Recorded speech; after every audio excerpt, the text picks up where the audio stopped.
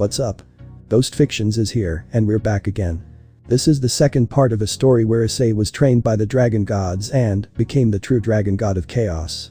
But before we start, please consider subscribe to the channel and give this video a like. Don't forget to check the description for more informations. Also, this is a translate version. You may find some mistakes, specifically in the character's gender. Issei of course is a male, Vali also is a male. Well, with that out, let's get into part 2. Human world. Tokyo. Kyoto. In a large room in the Yokai leader's castle, Kaneko and Kunu's wedding party was taking place. Ria's, Akeno, Asia, the idea of her sister marrying another man other than the one she had chosen bothered her a lot, but there was the fact that despite everything she was still her sister. The Citri group also arrived. "Thank you girls," said the pair of Yakeis, happy that their friends are supporting them.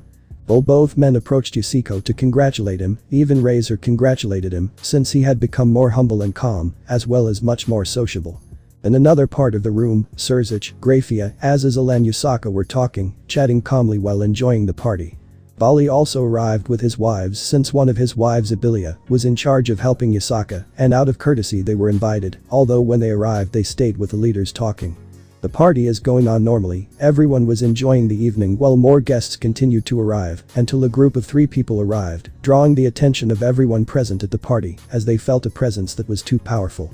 At the entrance of the castle you could see Lefei, Kurumi, Office, who came holding arms of her beloved Sejiro, Issei, attracting everyone's attention, mainly that of the men, since they looked really beautiful. While the girls were with their eyes wide open and quite blushing because of how good and handsome the boy was, even the Gremory group, even Yusaka herself was with a slight blush, and none of the girls knew why, since they did not know that Issei being a complete dragon, it releases many pheromones that make women get excited just by seeing it. But a thought came to all the people, who were the companions who came with the beautiful magician, and all the people became more curious when they noticed that she came arm in arm with that man. The trio walked to where the newlyweds were once they had located them. They also realized that they were with the Gremory and Stry group. "Have everyone present a beautiful evening," said the blonde, Issei, in the kindest way to all those present who were with the newlyweds.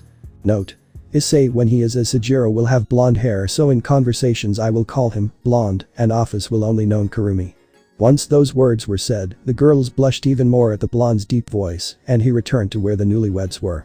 "I wish the newlyweds the best and that all their dreams come true in their long life together," the blonde congratulated, making Kaneko and Kunu blush even more, but for some reason their chest began to hurt when they heard the girl's words. Person in front of them, and when he finished saying that sentence they felt as if he had lost the right to something. Isaka along with Azazel, Surzuch, Grafia, Vali with their wives, approached the group to find out who the guests were, since they felt that the boy and the other girl who had been accompanying Lefei had too powerful an aura. "Lefei, who are your companions?" Okuroka asked, quite curious when she saw the boy, since he looked like someone, but she knew who. Faced with this question, everyone paid attention since they were extremely curious to know who the people were accompanying the young magician. "This is going to be fun," Drake commented in his companion's mind, while the blonde agreed with him. "Excuse me for not seeing it presented before," the magician said apologetically, looking at everyone. "His name is Sejiro Pendragon, and he is my beloved husband." When he finished saying those words, the blonde smiled when he saw the faces of all the people who were in total shock. "When did it happen? Where did you meet him? How did you meet him? Who is he?" were the questions that everyone asked themselves in the face of such a revelation. "And she is my friend and my husband's partner, her name is Kurumi, and as everyone could see, they are dragons."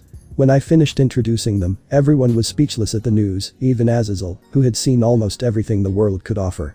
When they came out of the shock, they all presented themselves with their respective partners to the pair of dragons. "It's a pleasure to meet everyone present," said the brunette, leaning a little. "We looked at everyone, but when I looked at the Gremory group, they all felt a slight pain in their chest, as if they failed at something or something was wrong."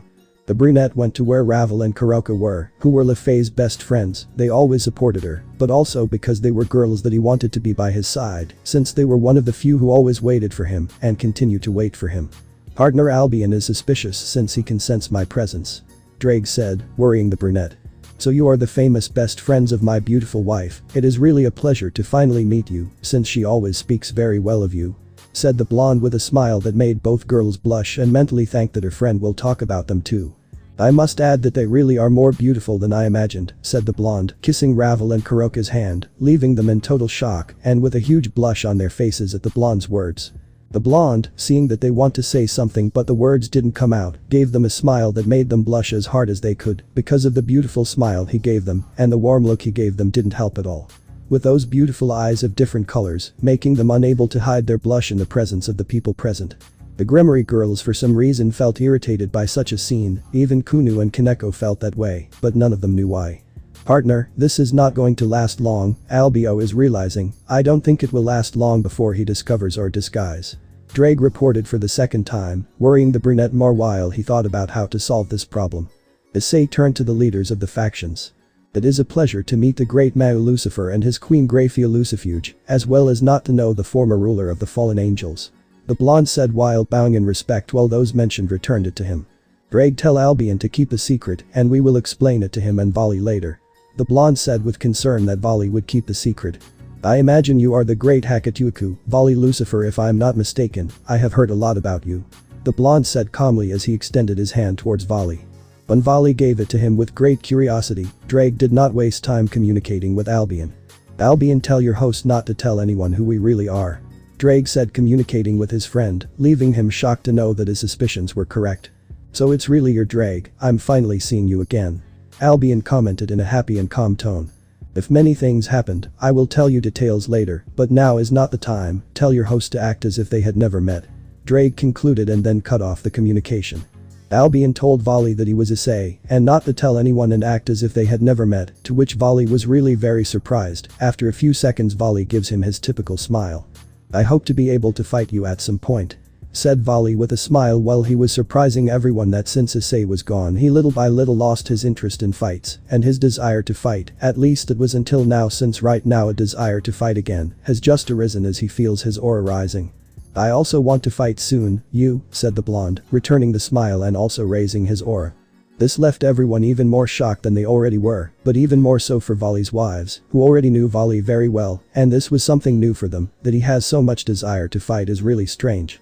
Issei walked away from a smiling Vali and his women, now he is in front of Yusaka looking into her eyes. She was another of the women that I always longed for to come back for her, and now that I am here, I am not going to let them take her away from me. Meanwhile Yusaka had a big blush that was very noticeable, even though she didn't know why, but those deep eyes with their quality gaze made her feel helpless. Everyone was surprised to see how Yusaka blushed since everyone knew her. She was a woman who had rejected a lot and did not let herself be intimidated by anyone, but now that woman was really blushing and very nervous before the man in front of her. This caused different reactions as well as astonishment. It also caused jealousy, a lot of jealousy on the part of the Gremory's girls when they saw how he was flirting with Yusaka, and although they did not know why they felt that way, they could not help but feel jealous at such a scene. Kunu and Kaneko couldn't believe it since they had never seen Yusaka like that. Issei, seeing her like that, simply smiles even more since seeing her like that is something new for him, but really for her, it makes her look very beautiful and beautiful.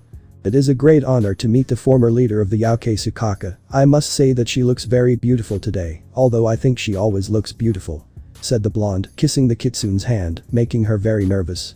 When Yusaka hears all these compliments she turns extremely red, and not only that, because even though for her the compliments are very frequent, but she does not take them as important. Until now, she did not know why she wanted to hear them from the words of the person in front of you. Issei, seeing her in that way, simply smiles with satisfaction and walks away so she can calm down, returning to where Lefei and Kurumi were.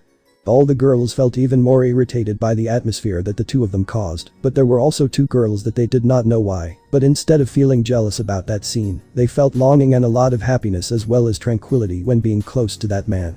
And they were nothing more nor less than Ravel and Kuroka, who had a very hidden smile on their face. After those presentations everyone continued with the party, although for some people they still had doubts and were very curious about a certain blonde boy. As time passes and everything calms down after the entry of the trio, they prepare to talk about trivial topics. Asia, Zenobia and Irene were dancing with their respective boyfriends Dethum, Liu and Nero in that order. Roswis, Riaz, Akeno, Kaneko and Kunu were talking with their respective partners, enjoying the evening. Ravel and Kuroka had Lefei in the corner interrogating her about the blonde. Kurumi-chan, do you want to dance? Asked the brunette with his hand extended to the dragon who taught him how to dance a long time ago, and this would be a very good opportunity to test everything he learned. Of course I would love it, the dragon answered very happily while taking the blonde's hand to head to the dance floor. When they were on the track they realize that there is a soft and calm song, so the blonde brings the dragon closer to his body and puts his hand on her waist, and the other takes it up to start moving from one side to the other in a certain way. Very quiet but at the same time elegant. Kurumi, upon feeling the blonde's touch, blushes since she was very close to him, but after a few seconds she relaxes and begins to follow the blonde's movement while closing her eyes to enjoy the closeness and the aura that was surrounding her. "Are you having fun?" the brunette asks softly. "I am always by your side," the dragon answered with a smile. "Come on partner, this is your chance," Drake said in blonde's mind. "Yes I know, but for some reason the words don't come out," the blonde commented a little nervously. "Come on partner, you won't have another chance like this," Drake said encouraging the blonde. Okay, here I go," commented Issei. "Kurumi," the blonde called to the dragon who had serious eyes enjoying the dance. Yes was the only thing the dragon said as she raised her head to look the blonde in the eyes, making him captivated by seeing such beautiful eyes. "Would you like to go out with me?" the blonde asked very nervously. Kurumi, upon hearing what the blonde said, is surprised but then puts on a happy face that does not go unnoticed by the blonde. She gets closer to him and tells him that she would be happy to go out with him, to which the blonde, upon hearing, dedicates her a smile that makes the dragon blush a little, and they continue enjoying the dance. In one of the corners of the large room you can see two blondes and a black-haired woman talking. "Any way you look at it, I don't know where you got it from Lefay," Kuroka said, still unable to believe that one of her best friends was already married and a man who was actually quite attractive to her. "I met him a long time ago, he stopped me from marrying an unfortunate man, and after spending more time with him I fell deeply in love." That was the only answer the magician gave, leaving her friends with a lot of doubt. "Lefay, you really married him, I still can't believe it, well at least he's someone you love," said the blonde phoenix with a certain sadness, remembering that she is being forced to marry someone she doesn't even know. "Don't be like that Ravel, the truth is I have very good news for you," the magician said, drawing the attention of the two girls. "Hey. What do you mean Lefay?" the blonde phoenix asked, very curious.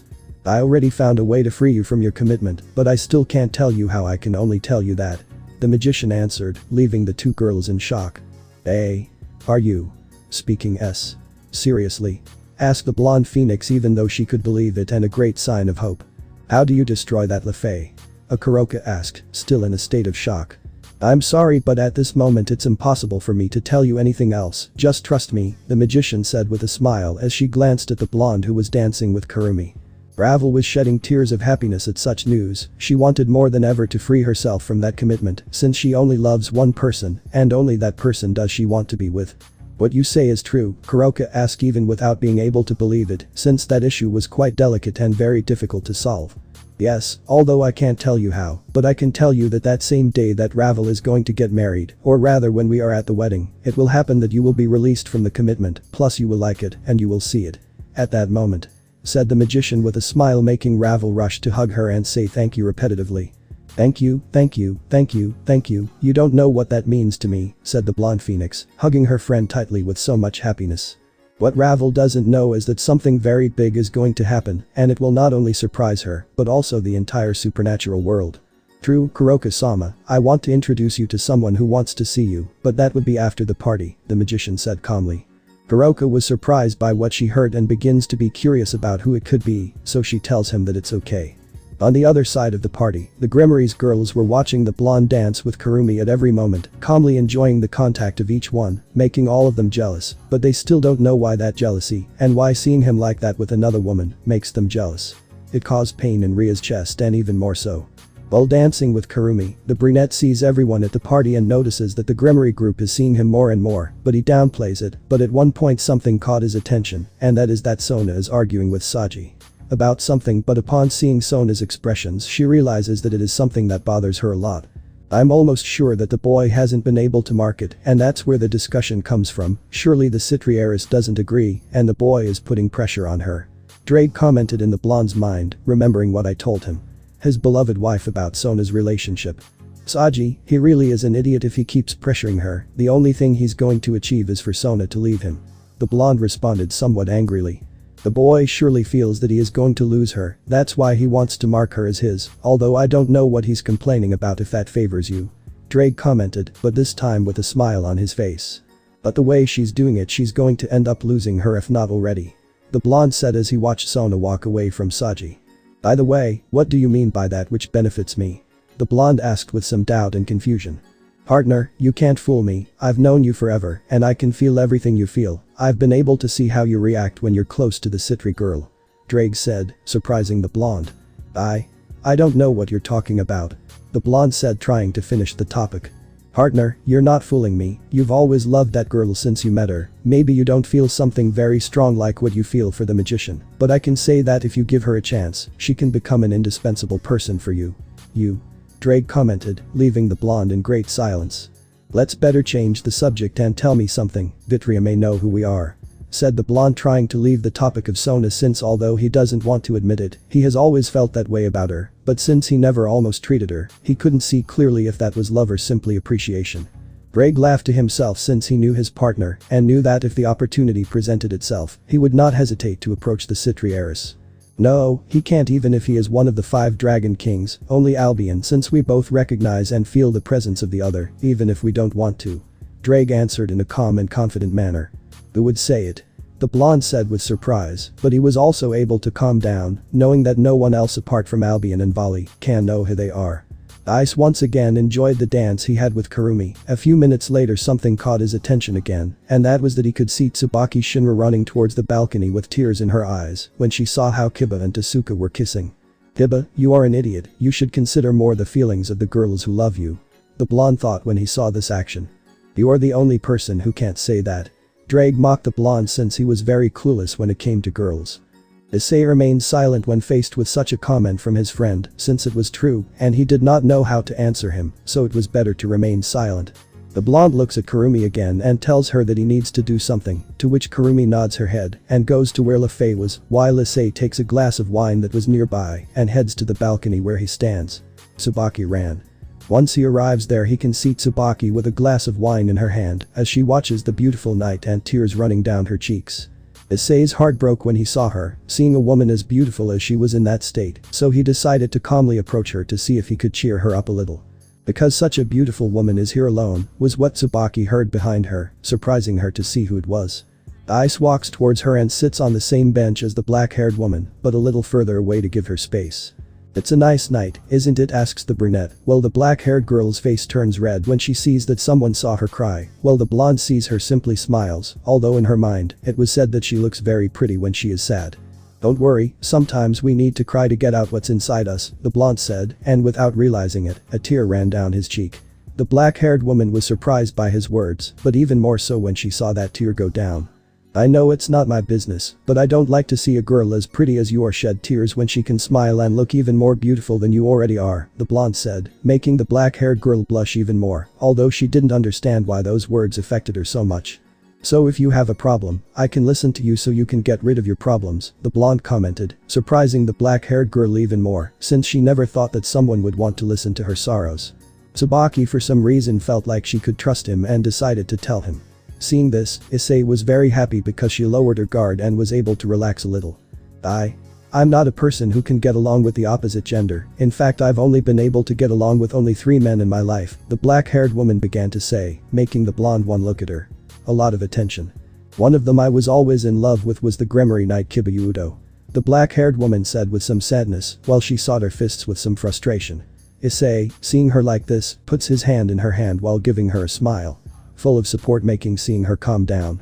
A few years ago I started to get along better with him. I thought that maybe if I continued like this, I could be with him forever, but. The black-haired girl finished saying while lowering her head sadly, while some treacherous tears ran down her beautiful cheeks, making the blonde he feels a pain in his chest when he sees her that way. He decides to approach her and hugs her so that she can free herself. When the black-haired woman felt that she was being hugged, she was going to push him away immediately, but for some strange reason that hug was full of warmth and affection, something that she had been missing for a long time, so she always let herself be hugged, while she let go of all the pain she had kept. After a few minutes you can see a calmer Tsubaki in the arms of a blonde enjoying the contact and the aroma that he gives off, in addition to the aura that is so calm, but at the same time so powerful, that it gives off from him, making her feel safe and protected. Tsubaki, now more recovered, decides to continue telling him while she continued hugging him, since she did not want to get away from that feeling of letting herself be held in his arms, while Issei did not mind continuing to hug her, rather he liked having her in his arms. But it wasn't like that. When I gathered enough courage I confessed my feelings to him, but I was rejected by him. He told me he only saw me as a great friend, and then I realized that he was in a relationship with his friend from the Sword Project, Tasuka. The black-haired girl finished saying that she started crying again, making her cling more to the blonde, and he brings her closer to him to calm her down. "Calm down, cry, I'm here for you when you need me, I'll never leave your side," said the blonde, trying to reassure the black-haired girl who clung to him, as if it were the last thing in her life. The blonde simply stayed there for her to calm her down, caressing her hair lovingly, making her feel happy and calm. In addition to feeling protected, what I miss most for her is that she has only felt that way with one person, and that's Issei. "Tell me something that happened with the other two men you know," the blonde asked the black-haired girl, who was now much calmer, but still refused to let go of the blonde, so he answered while she was still in his arms. "One of them is the pawn and boyfriend. Well, I think he is the ex-boyfriend of our king Sona Citri, Saji Genshiro, and although he has become very jealous and possessive, he is still a good boy, although for me he is not what I would like as my partner," answered the black-haired woman. "And the last one, who is it?" the blonde asked again, although he already knew the answer to that question. Tsubaki makes a sad look but makes a smile when she remembers that Issei notices that expression. She moves away from the blonde a little and looks at the night sky. "I haven't seen the other person in 10 years, he was a very perverted person but also fun," said the black-haired woman, smiling even more when she remembered it. "Although we didn't talk much, the little we did really made me feel good and relaxed, since with him I could be myself," she said, surprising the blonde, but he was more surprised when he saw what again, since she had a beautiful smile while looking at the stars, and the moonlight fell on her, revealing how beautiful she was. Seeing her this way, Issei was amazed by how beautiful the woman in front of his eyes was. "It's a funny thing that now that he's not here I miss him, I really like spending more time with him," the black-haired woman said with a sad smile, but that statement made the blonde wonder something, and to clear up the doubt he asked it. "I asked her directly. Tell me something. Him. Do you like him?" That question made the black-haired girl blush, but when she was going to deny it, she couldn't. At that moment she realized that she really loved the brunette more than as a friend, and although when she met Issei she was in love with Kiba, she later fell in love with him. She fell in love with the brunette, but she never accepted it. When Issei left, the pain she felt when losing him made her cloud her thoughts, making her believe that she was really in love with Kiba and not Issei. That discovery left her perplexed. She couldn't believe she had really fallen in love with him. She just had to accept it so that her feelings and her entire being would calm down. She forms that smile. She was really happy to discover that part of herself that she had hidden without realizing it. The smile did not go unnoticed by the blonde, making him very curious. "How curious?" "You know, I just realized that I really like it." "No, I like Hyodo Issei," the black-haired woman said with a big smile on her face. Issei, upon hearing that, was in total shock at such a revelation, since in front of him was the queen of Citri, Tsubaki Shinra, declaring her love for him, even if only indirectly. "Hahaha, who would have thought, 10 years sealed with the true dragon god of the end, and you're still making every female fall in love with you, hahaha," Drake commented, mocking his partner. Upon hearing that, Issei was going to say something, but when he saw the truth, he better keep silent, making Drake laugh harder. 11. "You know, I think that as long as you don't lose that faith, he will come back and you will see him again. Maybe it will be in a long time or soon, but one thing is for sure, that when he comes back I know that he will go looking for you to be with him," he said the brunette once he came out of that shock, although this time the one who was like this would be the black-haired one. "Why do you say that?" asked the black-haired woman with great curiosity. "Because if it were me, I wouldn't leave a woman as beautiful as you are alone, and I would make an effort to make her happy," answered the blonde, getting up and leaving the balcony where he was with the black-haired woman. "You surprise me more and more, my friend," Dryag commented, mocking his friend who is lucky enough to have to form a harem whether he wants to or not. "Shut up, Drag, how the hell did this happen?" the blonde said with a lot of confusion. "Haha, what's next, Gabriel the Seraph or maybe Tiamat, haha," Drake said, laughing at his companion. "Now that you know what she feels you will do with her?" Drake asked a little more seriously. "What I told her, as soon as I reveal myself I will go for her," the blonde said with great determination. Once Issei met up with Lafay and Kurumi again, they rushed to hug him where he barely saw him. Issei just smiles, giving Kurumi a caress that makes her blush from the touch, but also makes her very happy. He gives Lafay a kiss that this mind gladly accepts, and after a few minutes due to lack of air they separate, leaving a thin thread of saliva between them, and a very blushing but happy Lafay at such an act of love in front of everyone. The Grimmeries girls felt so jealous when they saw how the boy kissed the magician, but even then they couldn't understand why he felt that way when a woman approached him. The party continues. Normally Sona was talking to Tsubaki, who had a fresh and calm expression on her face, much better than before. The Gremory girls are with their respective partners, even the newlyweds were with them. Azazel, Surzic, Grafia were talking with Yasaka at a table quietly enjoying the party. Bali was with his women dancing with each one for as long as they were enjoying the moment. Issei, seeing this, still couldn't believe that Val, he was feverish and addicted to fighting, married and living peacefully in the underworld. 11. Issei was talking to Lefei while Kurumi was hugging his arm, as if only that mattered, since it seemed like she was in her own world, as she felt the blonde's aura.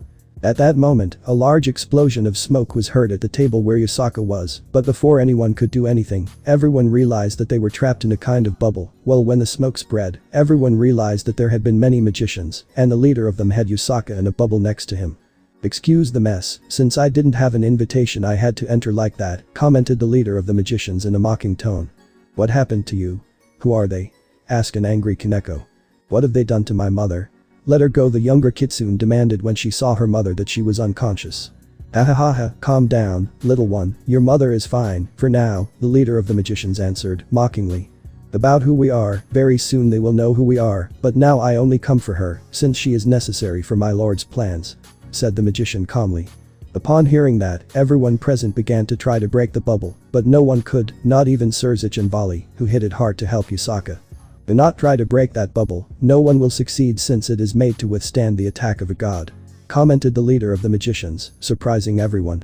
"Since you know, I don't know how to make any effort, since it will all be in vain, well, I'm leaving since my mission is completed," said the leader, trying to leave with the former Yokai leader. But before doing so he heard a voice that made him stop and surprised everyone who he was. "You know that I can't let you leave this place, especially not with her, so why don't we leave it and you give up, maybe you can get less hurt, but if not, I assure you that you will regret it," the blonde said calmly. But with a firm and deep voice causing everyone in the room to have a shiver that runs through their bodies. "And what can a rat like you do, with a being as powerful as me?" said the magician, boasting since he believed that even if he were very strong, he couldn't get out of the bubble. There are actually still beings in this world who don't know how to take advantage of peace," commented the blonde, beginning to raise his dragonian aura. Everyone was shocked when they felt that elevation of aura, since it was a very powerful aura, causing everyone present to begin to sweat and breathe with difficulty, since the air became heavier, except for two people who were very close to the aura. Blonde. Lefei and Kurumi, upon feeling that aura, began to get excited since for them it was a very calm aura that intoxicated them at every moment, making their bodies react. "What a powerful aura," were Surzic's thoughts. "He has a very intimidating aura," were the girls' thoughts. "He is very powerful," were the thoughts of the men. "Wow, you have become very powerful," Vali said in a low voice as he raised his aura even stronger than before, but this time he had a feeling of fighting, but his women heard him and were surprised by the aura of fighting that his man had. Husband, and for the first time in a long time they felt a desire to fight coming from him, making them excited by that powerful aura that their Vali gave off, since they had fallen in love with that very vivid aura and the desire to fight and protect what he loves.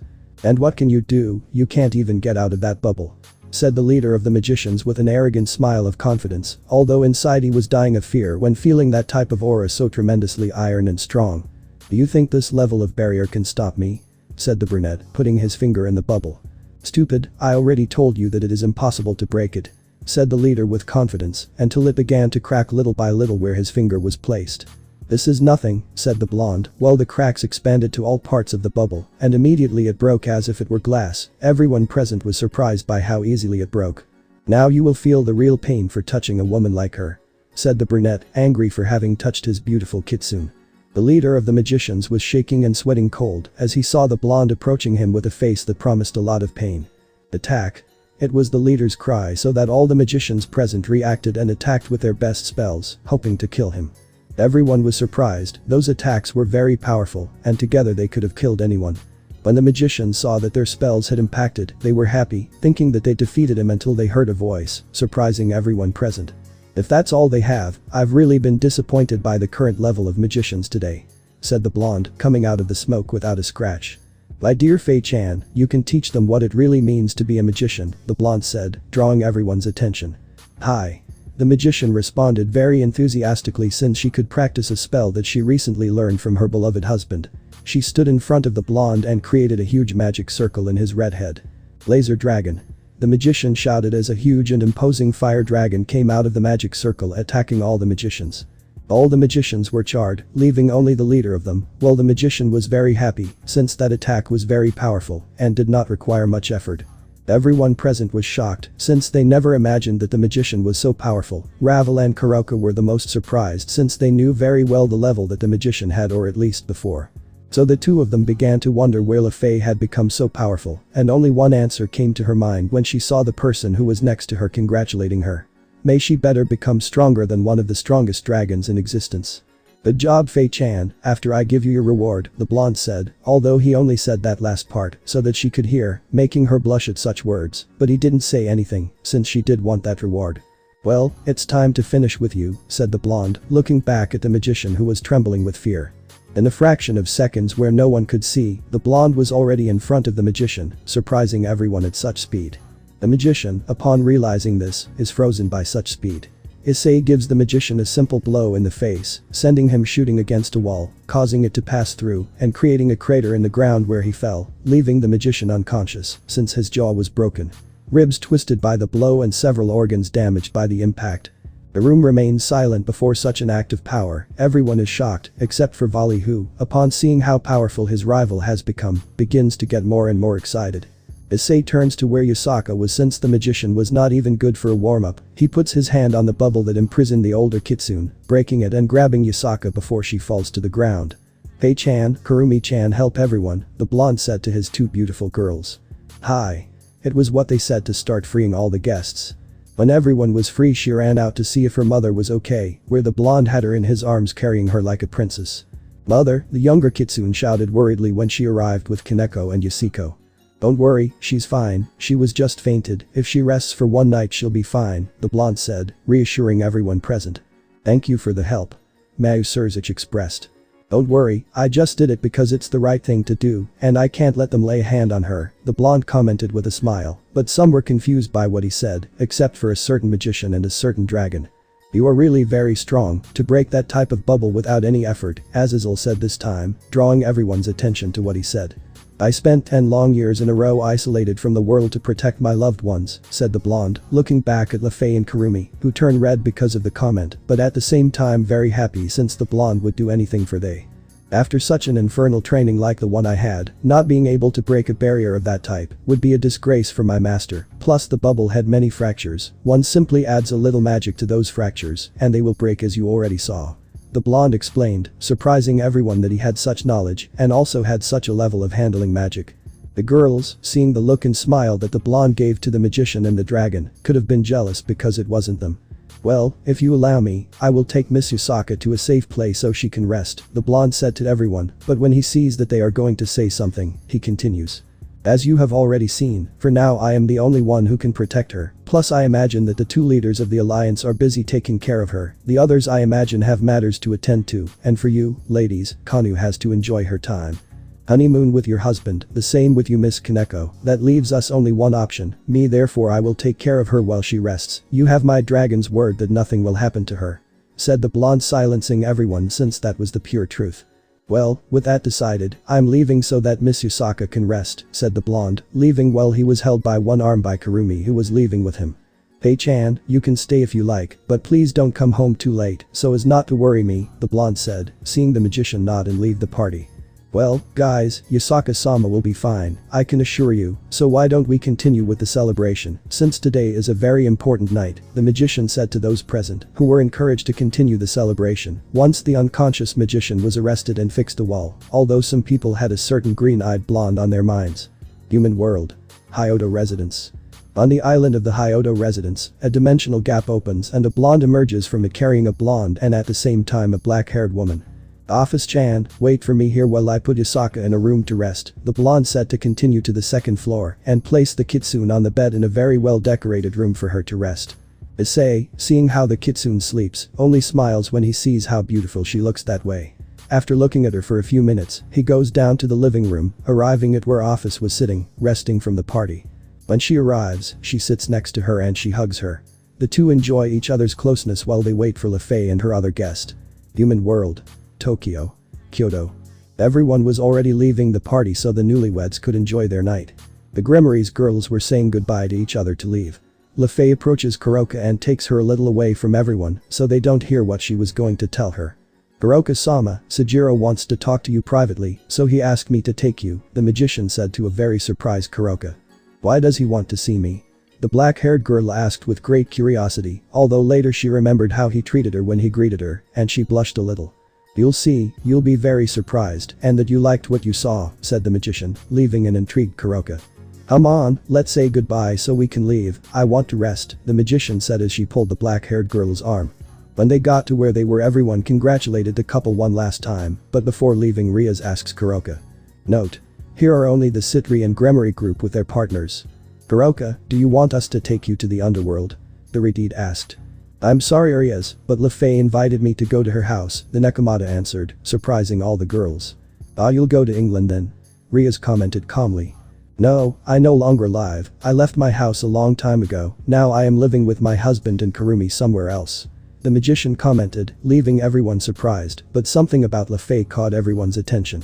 "Lefei, that mark you have on your left shoulder, don't tell me what it is." Ravel couldn't finish saying because the magician gave her a big smile of pride that everyone saw. "Yes, that's right, this is my husband's mark," the magician said with great pride and a beautiful smile of happiness. "Lefei, do you know what that means?" Sona asked, very upset since Aji keeps saying that he wants to mark her so that no one gets close to her. "Yes, it means that I cannot be with any man other than my husband, and I really don't mind being with another, I only love him, and he is the only one I want to be with, plus he told me about the brand long before. For us to get to that," said the magician with a smile. "From what I see, you don't know, but a dragon can decide to mark its partner or not. The simple fact that they have relations does not mean that it is going to mark it. For my part, I did decide to let it mark me, since I really feel very proud and very happy to be one of your partners," the magician finished saying, surprising everyone with a new fact that they didn't know. Everyone looked at Saji and he turned his head away. Sona got a twitch in her eye because her partner, or rather, as of today, her ex-partner, had not told her such an important piece of information. "Wait a moment, you said one of his partners, maybe there are more," said a doubtful Tsubaki since she became a little interested in him. "At the moment I am not the only one who is the current partner of him and his cousin, but as you could see today there is also Kurumi who is carrying things calmly," said the magician, giving a little hope to certain people. "Well, if you allow us, we'll leave," the magician said in greeting. "Wait," Ria said to the two girls who were going to leave. "What do you need, Ria-san? We want to retire to my house," the magician said calmly. "Your truth is living with Sujiro-san?" was the question Akeno said. "Yes, I have been living with him for almost a month or 2 months more or less," the magician answered innocently. But if Kuroka goes to your house, he's going to be there," Ria said with some nervousness. She didn't know why, but something told her that she had to stop Kuroka from going to that house. "If he is there, there is," the magician said to Riaz. All the girls hearing that for some reason do not like the idea of Kuroka leaving. "Well, if that's all, we'll retire," said the magician, disappearing in a magic circle with Kuroka at her side. Human world. Hyodo residence. In front of the residence, Lefei and Kuroka appear in a magical circle. La Pelinegra, upon seeing the house, is surprised since it is very beautiful, and just by seeing it, it is protected by several barriers. "Come on, Kuroka-sama, he must be waiting for us," said the magician to pull the black-haired girl inside where a blonde and a black-haired girl are on the living room couch. "See that they have already arrived," the blonde said calmly. "I'm glad you arrived safely, my dear Fei-chan," said the blonde, going to the magician to receive her and give her a tender kiss that the magician very happily received. "Kuroka, how long has it been since I saw you?" the blonde said, hugging the black-haired girl. Kuroka, feeling the hug, is shocked. She didn't know how to ration, but something about it made her feel good. When they separated they could see a surprised Kuroka, and the blonde didn't know why. "Issei is still wearing Sujiro's costume," the magician said, letting Issei know why he reacted. Kuroka, upon hearing that name, froze. She didn't know why, but her heart began to race, thinking that maybe, just maybe, she was really that person. In an instant a magic circle is created on the ground and begins to rise, changing its parascience and aura back to normal. Kuroka couldn't believe it when she saw the person in front of her, tears began to run down her cheeks. She couldn't control them. She didn't know whether to believe that that person was really in front of her, that person who cried for him so many nights. She always wanted a hug from him, a kiss, a caress, whatever it was, she just wanted him to be there for her, and with a brittle voice she asked him, trying to believe that it really wasn't an illusion. "Are you really?" Ice the Nekomata asked with a lump in her throat. She wanted him to tell her that yes, it was not an illusion, that he was never going to leave her again, and he was always going to be with her. "If it's me Kuroka, it's been a while," the now brown man answered with open arms and his unmistakable smile. Kuroka approached very slowly, little by little afraid that he would really disappear and he was never there, but anxiety killed her, and without wasting time she only ran to the arms of her lover, to that shoulder that she had longed for so much with tears in her eyes. Issei throws himself into his arms, making Issei hug her tightly, and Kuroka, feeling that heat and affection, can't take it anymore and begins to cry desperately, clinging more and more to Issei while burying her head in Issei's chest. Kuroka at that moment only felt that it was a dream that was not true, but when she felt his arms surrounding her and the warmth and affection that he gave off, she felt that it was not a dream that was real, and that her loneliness had finally ended. Lefei and Office only smile at such a moving scene, since they knew Kuroka is not the only one who has been waiting for Issei all this time, and for more women who are going to arrive. Seeing that Kuroka is still crying without calming down, Issei grabs her cheeks, making the black-haired girl raise her face to see those beautiful amber eyes with tears in them, her blushing cheeks and those soft lips. Seeing her like this, Issei brings her closer to him and kisses her. Kuroka, feeling her lips claimed by the man she loves, lets herself go, closing her eyes and feeling that kiss full of love and affection. Once they separated, leaving a thin thread of saliva, you can see a very blushing Kuroka from the act before. When she sees how Issei looks at her, she turns redder with shame and buries her face in the brunette's chest again, hugging him very tightly so as not to separate from him for fear that he will leave her alone again. Seeing her like this, Issei only smiles because of how cute his beautiful kitten looks. She immediately picks her up like a princess and heads to her room to rest. "Let's go to sleep, girls, today has really been a very hard day," commented the brunette, taking Kuroka to her room, followed by Lefei and Office. Once in the room you can see a brunette sleeping with long sleeping pants without a shirt, a Lefei on his right side with two-piece pajamas, long plain sleeping pants that fit perfectly, showing off her voluptuous hips and sexy legs, a plain pink blouse that adapts to her sexy figure over her curves and firm breasts. On her left side is Office wearing two-piece pajamas, long plain violet sleep pants that highlight her sexy legs and thighs, a violet long-sleeved blouse with a neckline that shows off her large breasts, as he stayed with the shape he had when he grew up. And Kuroka, who was sleeping peacefully on top of Issei, letting herself be enveloped by the aura and heat that come from it. Kuroka was sleeping in small shorts, a tank top. It must be said that she looked sensational, seeing her shapely, sexy legs, excellent curves and perfect breasts. Before falling asleep, Issei was amazed to see how sexy Kuroka had become, and it took him a long time to fall asleep, and on Kuroka's side she was happy and red, happy to see how her man reacted to seeing her like that, and red to see and feel the good and shapely torso of Issei. Human world. Hyodo Island. The night passed peacefully without any problem, and in the morning you can see Kuroka waking up with a big smile when she saw where she had woken up, since she was lying on the chest of the man she had longed for and loved for 10 years. "Good morning, how did my beautiful kitten wake up?" asked a brown man, giving his beautiful kitten a big kiss, which she happily reciprocated with pleasure. "Better than ever, Naya," answered the black-haired woman with a big smile and a calm voice. "Come on, let's go down, breakfast should be almost ready," the brunette said to get up, but Kuroka didn't let him. "Because so quickly, Naya, since neither Lefei nor Kurumi are there, because we don't take advantage, Naya, you know how much you have missed me in all this time, Naya," the black-haired woman said with a seductive voice, making the brunette start to get excited, and that's because it didn't help at all how sexy the Nekomata looked. In a moment of carelessness, Kuroka kisses the brunette's neck, and that was the cat that spilled the glass. At one point she begins to tenderly kiss Kuroka, but he becomes more and more possessive and passionate. Issei holds her by the waist and lays her down, putting her down and up, casting a silent spell in the room, so that no one hears what is going to happen. While kissing, Issei passed his hand all over Kuroka's body, making her let out small moans as she felt the brunette's caresses. When he separates, he sees a blushing Kuroka who has an expression full of lust. He then takes off her blouse and begins to kiss her neck, making Kuroka feel more and more excited. He continues going down until he reaches her breasts, where he begins to suck on them, while playing with using his hands with the other. "Naya." She lets out a moan full of lust and excitement as she feels how the brunette devours her breasts, and at a moment where she feels that he is biting her nipple, she can't stand it anymore and lets out a big moan, making her have her first orgasm. When Issei separates, he sees how Kuroka is breathing heavily, and he separates himself from her a little to admire her a little more, since such a beautiful woman must be appreciated at all times. Issei smiles when he sees how she looks at him with lust, but with a big blush and accelerated breathing. "Come on, kitty, this is just starting," he says, whispering in her ear, and then bites her ear, making her let out a small moan of pleasure. Time skip. Kuroka is lying on the bed with a face of satisfaction and pleasure for what she has just done, and a mark appears on her right leg with the symbol of the red dragon. After a few minutes have passed, the two leave the room, Kuroka with a little discomfort as she walks, and they arrive at the kitchen where you can see Lefei and Office having breakfast peacefully. But what surprises the Nekomata is that there is a second Issei preparing breakfast for those who are missing. Before you ask if it's me, it's a technique that I learned. It allows me to divide my power and make an exact copy of myself, and when he returns to my body, I get all the memories and experience that he lived," said the brown man. To calm his beautiful kitten who was in shock. 20. "Good morning, how did you sleep?" the magician asked as she received her good morning kiss from Issei.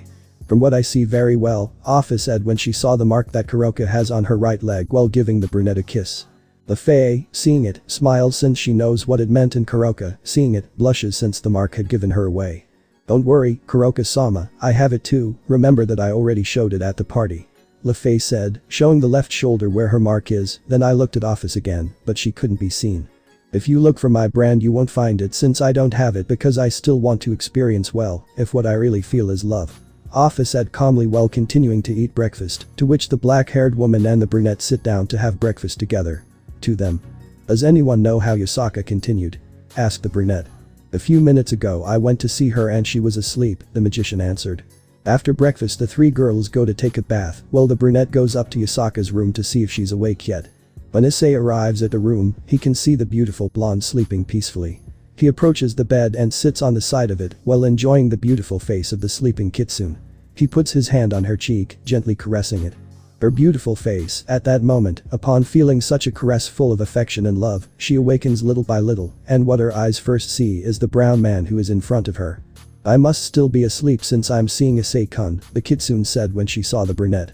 "In fact, you are not dreaming, my beautiful kitsune, since I am really here," said the brunette with an amused smile. At that moment she realizes that it really is not a dream, and that really in front of her she finds the man she has waited so long for 10 long years. Issei-kun really? It's you?" asks the kitsune with tears in her eyes as she can't believe that he is in front of her. "Yo, I'm home," the brunette answered while giving him a caress on the cheek to confirm that it really was him and not a dream.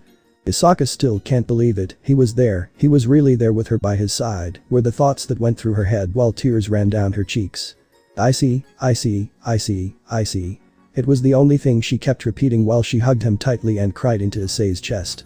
Seeing her like this, Issei simply hugs her tightly while letting her vent about everything he has put her through because of her. "Here I am, my beautiful kitsune, I will never leave your side again," said the brunette as he lifted the blonde's face to give her a kiss full of all the love and affection he had for her. Isaka, upon feeling her lips being claimed by the brunette, was surprised, but upon feeling all the love and affection that kiss was transmitting to her, she let herself go, while tears ran down her cheeks from how happy she felt. After slowly separating, leaving a thin trail of saliva, he hugs her again to convey to her that he will always be there for her. And after a few long minutes you can see a calmer Yasaka, although she is still clinging to Issei, and he continues hugging her. "How come you are here? I mean, I'm glad to see you again, but how come you came out?" asks the kitsune with doubt.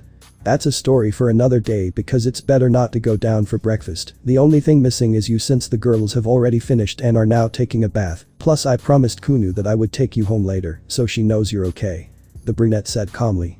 "Wait, girls. Breakfast? Kunu? I remember, I was trapped in a barrier. What happened? Is everyone okay? How's Kunu?" asked the kitsune, worried about everything that had happened to her. "Everyone is fine, I took care of the magicians, I rescued you and brought you here, which is the safest place for you to rest. I promised your daughter that I would take you when you wake up," the brunette said calmly, but the kitsune realized that when he mentioned his daughter, some pain and resentment could be felt. "My little girl, you just lost the best man in the world, and although I hurt for you, I don't plan to lose him again," were the kitsune's thoughts.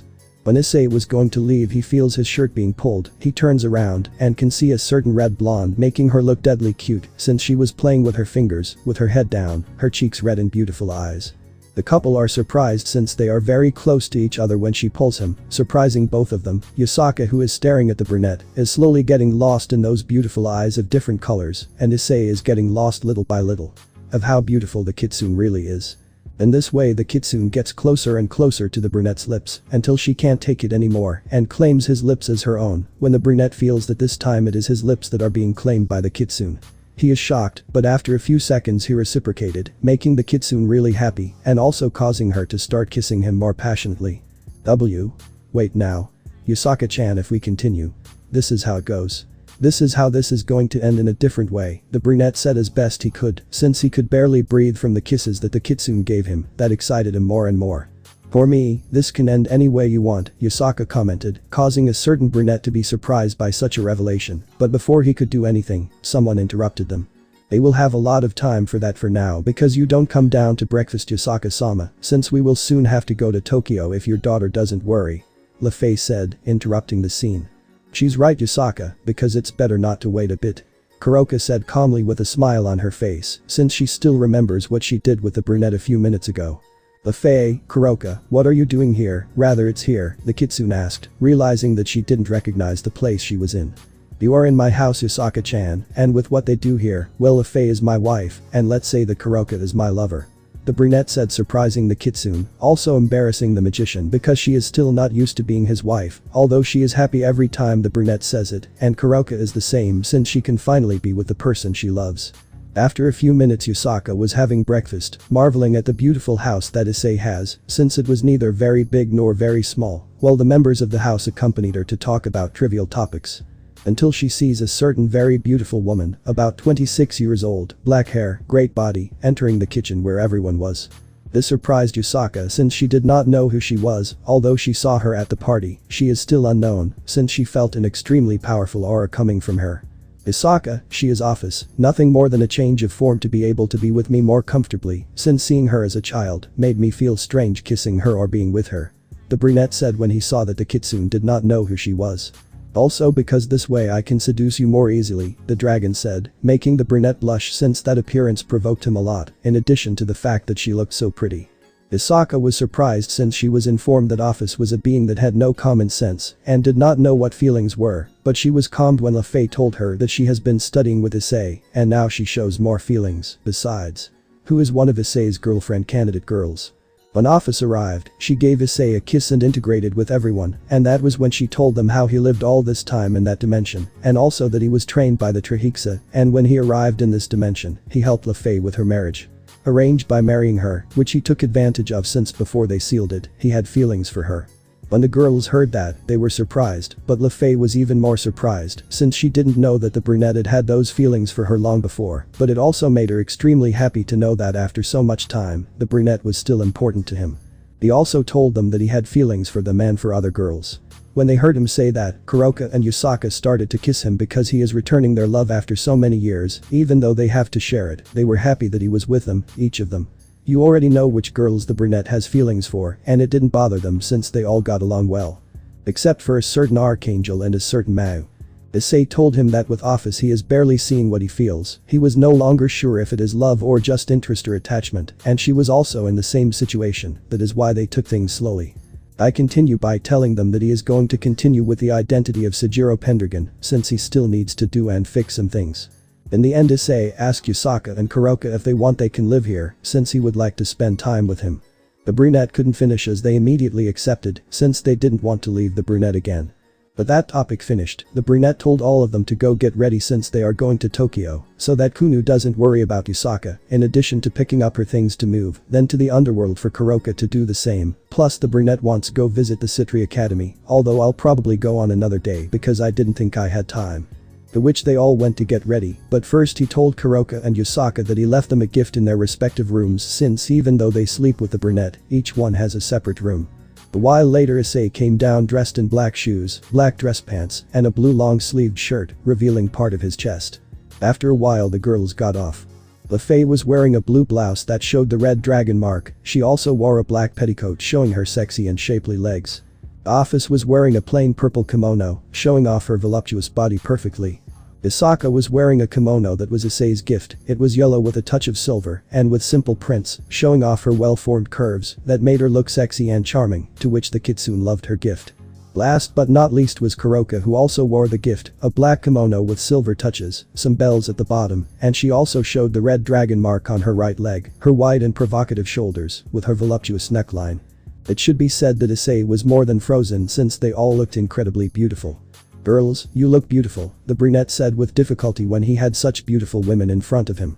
The girls, upon hearing his birthday, all blushed while they had a smile on their faces because what woman doesn't like it when the man they love doesn't tell them that they look beautiful, and it didn't help at all that the brunette looked so devilish. Handsome and sexy, and with that look and those different colored eyes any woman would blush. Once he gets out of the shock of seeing such beautiful women, the brunette changes his shape again to that of the previous night, revealing the most noticeable change. His hair, which is now no longer brown but blonde. Human world. Tokyo. Kyoto. In the great Yakai palace you could see two beautiful yakais with their husband in the garden spending time together. While they were talking they could feel a very powerful and familiar aura since the night before they could feel a part of that powerful aura. "You must see Sujiro-sama with my mother," said a happy Kunu as she went to receive them, although she did not know if the happiness was from seeing her mother or Sujiro.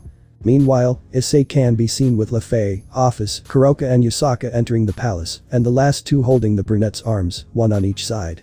When they entered the palace they were greeted by the guards who were surprised to see their former leader coming, but they still acted respectfully as they felt the powerful aura that the blonde gave off. Yusaka saw where her daughters came with her husband to give them a hug. "Mother, I'm glad you're okay," said the youngest kitsune when she saw her mother who was not hurt. "Don't worry, my little one, Sujiro-kun protected me and took care of me very well," said the older kitsune very happily as she clung closer to the blonde's arm, and that both yaokais had a twitch in their eyes when they heard the kun. Also when they saw that the two yaokais in the blonde's arms felt a small pain in their chest, as if it were jealousy. "As I promised you, Miss Kunu, here is your mother safe and sound without any scratches," the blonde said calmly but firmly. After that they went to a beautiful room to continue talking about trivial topics, but throughout the time they were talking the two yaokais did not take their eyes off the blonde. And they also passed by angry or rather jealous that all the girls they came with, he did not want to leave his side, and it did not help to calm his anger or rather jealousy that at every moment the girls kissed the blonde or hugged him, except for Office and Yusaka who only hugged him. Hineko was very angry with her sister for the way she was with the blonde, and even more so when she asked the blonde for a kiss at every moment, and the blonde gave it to her with great pleasure. Already in the afternoon the girls were a little hungry, so the blonde decided to go to a restaurant before going to the underworld. "Well, we're leaving since we have to do some things, plus we need to go to the underworld," the blonde said calmly, drawing the attention of those present. "Why do you need to go to the underworld?" the younger kitsune asked with great curiosity. "We need to go get Kuro-chan's things since he's moving to our house," said the blonde, while they gave the aforementioned girl a light caress on her cheek, making her blush, but accepting it since despite everything, the girl didn't like it. She likes her boy to pamper her in whatever way he wants. Before this action, the yaokai's jealousy was at its peak, they could no longer continue watching such a scene, and they were about to yell at them to stop, but something did not prepare them for what they heard. "Then I'm also moving in with you today, I hope there are no problems," said the older kitsune, surprising those present, except for the blonde and his girls, since it was something inevitable because of what they talked about at breakfast. "Of course not, you know that you are welcome to my home, or in this case our home," said the blonde with a smile, highlighting the last words so that everyone could hear them, since everyone had a face that no one believed. "Boo. But mother, you can't leave your home, much less to go live with an unknown person," claimed the younger kitsune, trying to make her mother reconsider her decision, although really what she wanted was for her not to go with the blonde. Since when she was close to the blonde he made her in a bad mood and very jealous. "Why are you saying that, Kunu-chan? Of course I can go with him, plus he's not a person I didn't know, since he's the person who saved me from those who wanted to kidnap me, and since I woke up he's been worried that I won't." "Nothing is missing," said the older kitsune calmly but firmly, since she knows that a real reason is because she is jealous. Despite not knowing who the blonde really is, her instinct does know, and now that she is married, she can't do anything. The younger kitsune didn't know what to say since her mother was right, but she still had that feeling of annoyance when the blonde was surrounded by girls. "I'm sorry, daughter, but because of your mistake and desperation in getting married, you lost the opportunity to be with him," the eldest kitsune thought when she saw her daughter who did not agree. "At your age had already been on the throne for years as the leader of the yaokais, now it is your turn to assume that responsibility that I know you will do perfectly, in addition to having Kaneko-chan and your wife to support you," said the older kitsune with a smile as she stood in front of her daughter, while the younger kitsune looked at the ground thinking about what her mother said. "I'm sorry my little one, but now that he's back I'm not going to let him walk away from me. It's my turn to be happy with the person I love, just as you are happy with the person you chose, although I think that when everyone knows who he is, Sujiro, you're going to have problems just like Kaneko-chan," the older kitsune thought, seeing that her daughter still didn't say anything. "Well, how about we pick you up later, Yusaka-chan, so you can rest a little and pick up your things," the blonde said, drawing the attention of those present, while a certain Nico and blonde yakai had a discomfort in their chest. but I couldn't do anything. After that moment, everyone left for the underworld without Yusaka, who stayed to prepare, but not before going to a restaurant to eat something, since the girls were hungry. Underworld. Gremory Castle. In the garden of Gremory Castle, you could see certain girls talking about what happened the night before, since no one can get rid of that person who left them very shocked and surprised. Well, Riaz, I don't think he was a bad person, rather I found him very charming, as well as chivalrous, said the Citri heiress calmly while drinking tea, since the Redeed had been saying that the blonde had no good intentions. How can you say that, Sona, you saw him yourself, he is someone extremely powerful, someone like that is not a good person. Commented the Redeed, very irritated and angry at a certain blonde. Riaz-sama, I think she is exaggerating on the subject, said the blonde phoenix, who went to visit them since she does not want to be at their house, and arriving, she ran into Sona and her queen, who were also going to visit her, since Sona did not want to see Saji, and Tsubaki only wanted to accompany their king. You are also going to be on his side, Ravel? Queen Gremory asked with annoyance in her tone. Lefay is one of my best friends. I trusted her judgment to choose an ideal man for her. The blonde commented happily as she remembered what the magician told her about her husband. That comment silenced the two Gremorys since she was right. Lefay is not a woman who would mess with any man, if she is with him it is for a reason. I agree with Ravel-san, I don't think he is a bad person, rather I think there is no better person than him. Queen Citri commented without realizing what she said could be taken in another way. The girls who were present were surprised by such words, since she had never expressed herself like that about someone, much less a man. Sona, for her part, couldn't believe it since she knew her best friend and queen very well, and had never expressed herself in that way about any man, and even less about someone she didn't know. That really surprised her. Ravel on the other hand, upon hearing that, smiles and thinks about playing a little prank on her friend. Wow, Tsubaki-san, the way you say it, it sounds like you've fallen in love with him, the blonde phoenix said with a small mocking smile. The black-haired girl, upon hearing that comment, realizes that what she said could be misinterpreted, making her blush out of embarrassment and surprising the other girls present, since it is the first time that she was embarrassed and turned so red over a man, since that not even in the presence of Yudo Kiba did he act that way. And? I said it. Only because at the party, I was able to talk to him alone and he didn't seem like a bad person to me, said the black-haired Citri, trying to clarify the problem. Understood that it occurred, although it doesn't help that she turned even redder each time she spoke more. Wait, you said you were alone with him, he could have done something to you or worse kidnapped you, since you don't know his intentions, said the redeeded Gremory, very upset because she doesn't like the idea of the two of them being alone at all. 15. Riaz, calm down.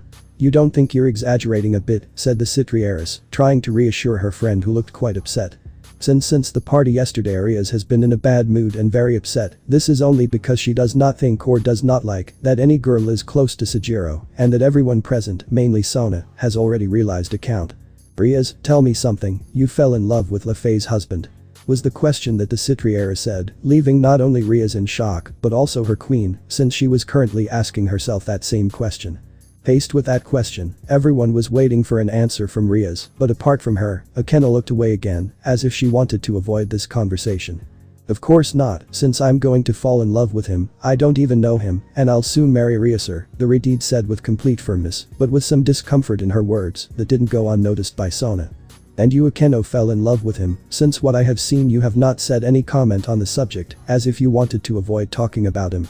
The Citri heiress commented and asked the Gremory queen. Of course not, how do you think that, Sona, and I'm already happily married, answered the Gremory queen with nervousness in her words that Sona could detect. Then why are they trying to make Pendragon-san look bad by saying that he is a bad person? Heiress Citri asked while adjusting her glasses. That's not what Sona is, if it's not that you don't know anything about him, or where he's from, and his strength is not normal, the Redeed answered in a bad mood. I don't think it's bad, as I saw yesterday Lefay is very in love with him and he with her, in addition, he also proved to be someone very serious, but at the same time very nice, not to mention the gentlemanly, respectable way he behaved, said the blonde phoenix with a light blush on his cheeks that everyone could notice. Riaz and Akeno had a pain in their chest that grew bigger and bigger, as they heard every time that he was the magician's husband, or that the two were very much in love. Oh. From what I see, you hold him in high esteem when you see the way you talk about him, Queen Citri said, trying to get back at the joke that the blonde made on her now. Well, he seems very handsome and attractive to me, nothing more, answered the blonde phoenix as she looked away, hiding her blush since she remembers when she met him, and the way he behaved with her was quite a surprise. Gentleman and very kind, and when she was close to him she had that feeling of longing and warmth in her heart that only Issei could awaken in her. 11. While they were discussing this topic, Sona was paying attention to the two grimoires who were quiet listening to the conversation, and when she saw them she couldn't stop smiling, since they were both in a bad mood and Riaz was about to explode with jealousy. You really are still the same spoiled child as always, right, Riaz? The Trihexa thought when she saw her friend and remembered a very similar conversation they had a long time ago, where Riaz exploded with jealousy over the brunette and thought about doing the same this time. Well, from what I see, Pendragon-san has two admirers, Sona said, drawing everyone's attention and blushing at two in particular, although at that moment there were really three since Sona was quite interested in him, since they demonstrated many things that they caught her attention, although she had not yet realized it. Being a dragon, is going to have several wives, the Trihexa said again, drawing attention to that detail that they did not remember and overlooked. Upon hearing that, Tsubaki blushed a lot because despite everything she found him very handsome and gentlemanly, and she still remembers the feeling of being in his arms, that feeling of warmth that he gave off was something that she really liked a lot. But Tsubaki did not know is that Issei having to change his appearance also changed his aura. What the black-haired Citri experienced was a minimal part of the brunette's true aura, since his true aura is larger and warmer than the one she felt. Reason why Lefei and Office are always close to him because even though they are not in Issei's arms, his aura is large and envelops everyone around him, making the person near him want to be closer and not wanting to leave his side. So why don't you try to talk to Lefei, Tsubaki, maybe she can make him take you on a date and who knows maybe later one of his girlfriends. Commented the Trihexa making her queen blush as much as he did. Ria's hair and the worst thing is that she liked that idea since, despite knowing that she is in love with Issei, when she was close to him, she felt as if she were with a brunette that she fell in love with, chivalrous, friendly, respectable and many more things that she could compare with each other. In fact, if it weren't for the fact that she knew that Issei was trapped with the Trihexa, she would swear that they were the same person, since also when he hugged her at that moment to comfort her, she felt as if she were being hugged by himself. You too, Ravel, even though you are about to get married, at first glance you can see that he is a very intelligent person and thinks things through very carefully before doing them, maybe he can make you marry him instead of your fiancé. Said the Trihexa, drawing the attention of the aforementioned and causing the pain in the chest of certain grimoires to increase. Handsome, kind, chivalrous, powerful and intelligent, he sounds like your dream man, it's not true, Sona. Queen Citri said, trying to make fun of her friend, and it seems that it worked since Sona was completely red and of course what she liked the most. What attracts a man's attention is his intelligence and the blonde, at first glance, you can see that despite being handsome and attractive, he also has great intelligence. About? What is? Are you? Talking about Tsubaki? The Trihexa said nervously, trying to hide her blush, which she failed to do. That's how you like men and more than all that they are intelligent, I wonder what will happen if he beats you in a game of chess. Queen Citri commented, pretending to be innocent. Sona turned redder than ever since she liked the idea a lot, and even though Sona is or was with Saji, he lacked certain things for her to fall completely in love with him, things that a certain husband of a certain magician had a lot. 11. Sona bit her lower lip when she had such a thought, and even more so because she liked that thought, but something took her out of her thoughts, and that was none other than her red-haired friend, no longer being able to endure any more conversation. That's enough, I won't allow any of you to get close to him, neither you nor anyone else, the Redeed said in a fit of jealousy, surprising everyone since the blonde man has no relationship with her. And what do you plan to do to achieve such acts? The Trihexa said reproachfully, thinking to see what her friend is going to do, since she was getting tired of that childish attitude. Riaz opened her mouth, but no words came out since what Sona said is right, she can't do anything, but she doesn't like the pain and discomfort she has in her chest when she hears that women are close to him. While Sona only looked at her friend carefully and saw that she was frustrated and thought that it is time for her to stop being a spoiled child, since first it was Issei and now Sajiro. Also, if in one case you manage to prevent us from being able to get closer, you can't do anything with Lefei since she is his wife. Citri said to her friend, highlighting the last words with anger, but at the same time some jealousy, knowing that Shimaga has such a man as a husband. Riaz bit her lower lip in frustration as the discomfort and anger grew in her chest, and not to mention a certain grimoire queen who was not happy at all. We better leave the conversation here. Said the Trihexa, drawing everyone's attention and their patience and tolerance were reaching the limit. I have matters to attend to, and if we continue with this topic, we are not going to get anywhere since when you get like this, it is impossible to talk. Black-haired Citri said again. And after saying that Sona and Tsubaki left and Ravel also left after analyzing the entire conversation a little, leaving a certain grimoire duo with a strong pain in their chest. Although she was not the only one, a certain Valkyrie and a certain trio of angels had a strong pain in their chest since they met a certain dragon, and not to mention a certain Yokoi duo who were still trying to stop certain kitsune from going to live with certain dragons. In the first heaven, you can see a certain trio of angels sitting in a large room that had white furniture. They had an expression of concern and discomfort due to certain events that happened the night before at their friend's party. "I don't know why, but I don't like that guy," said an orange-haired girl in a serious tone, drawing the attention of the other two. "I don't know why, but my chest hurts as if something wasn't right," said a blonde, clutching her chest, since ever since she met a certain dragon it hasn't stopped bothering her, as if she had done something wrong and was paying for it. "I don't know why he had to behave that way with Miss Usaka, besides because LaFay hid from us that she was married," a blue-haired girl said with some discomfort and anger, although also with some jealousy, although she had not yet realized that feeling. "What is happening to them?" They heard a voice coming into the room. "Miss Griselda," the angelic trio said with total respect since the person they saw enter was Gabriel's Queen of Hearts. But when they were about to answer, they realized that Gabriel was also coming in. They immediately stood up and bowed in respect. "My lady, to what do we owe her great presence?" the trio said again at the same time since she, being a seraphim, had to be treated with total respect, and the trio admired her a lot, although in recent years she has not been very well. Since he spends most of his time in his room or when you see him he has an expression of a forced or fake smile, he also spends most of his time with an expression of total sadness.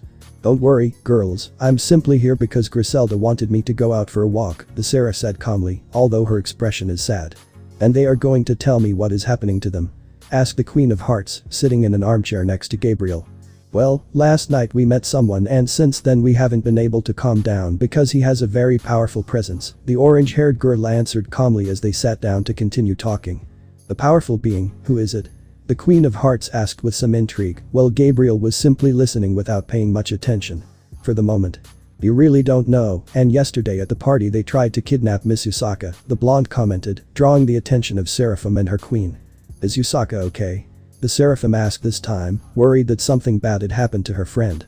Since during the time that Issei was not there, the people close to him or in this case the women who were in love with him, began to get along better, even Gabriel and Serapho began to get along better, since they spent fighting all the time now they console each other.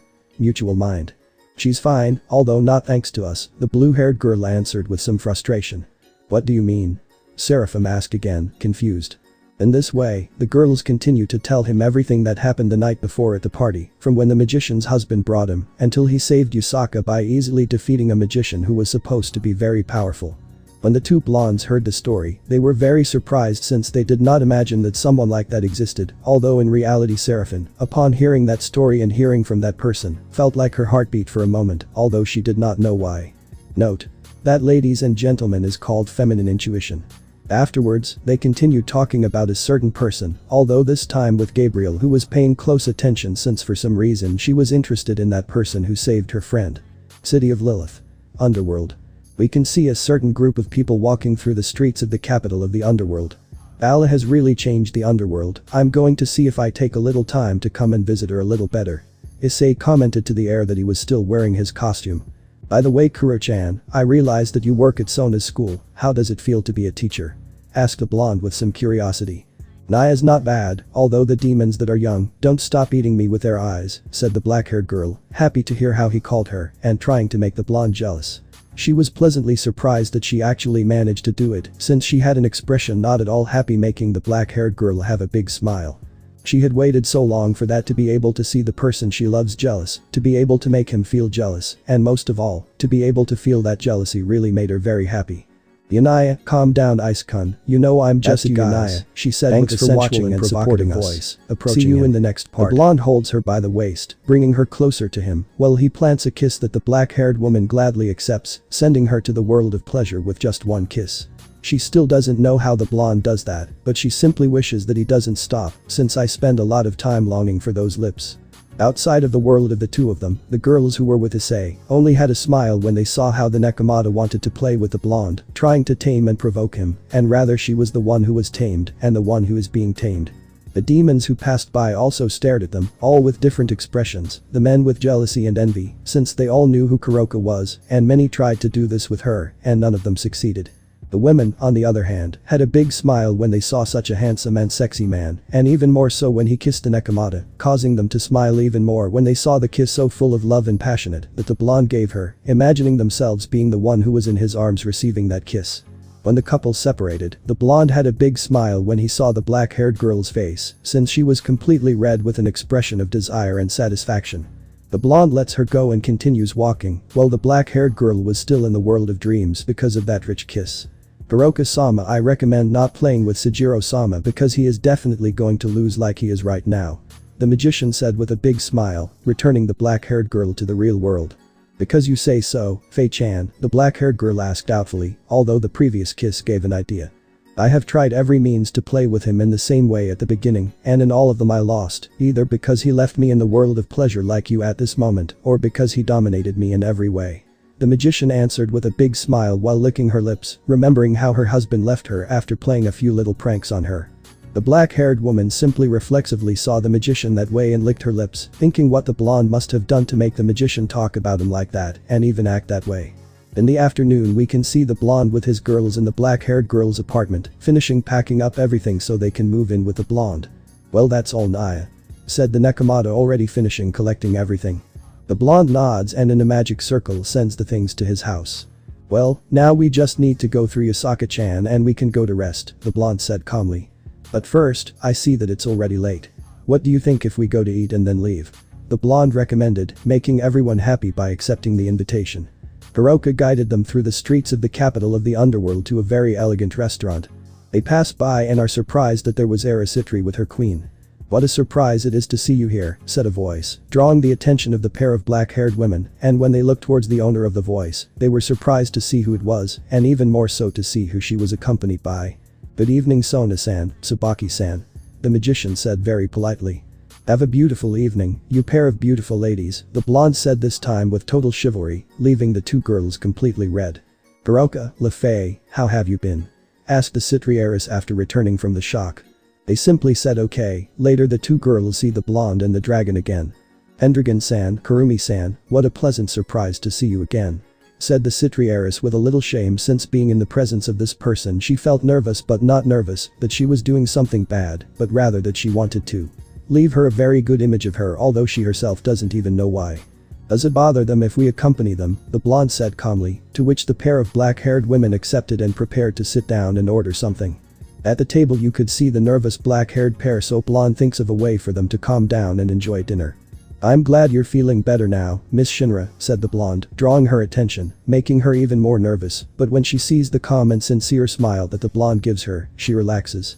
I owe everything to you, thank you very much for helping me at that moment, said Queen Citri, now calmer.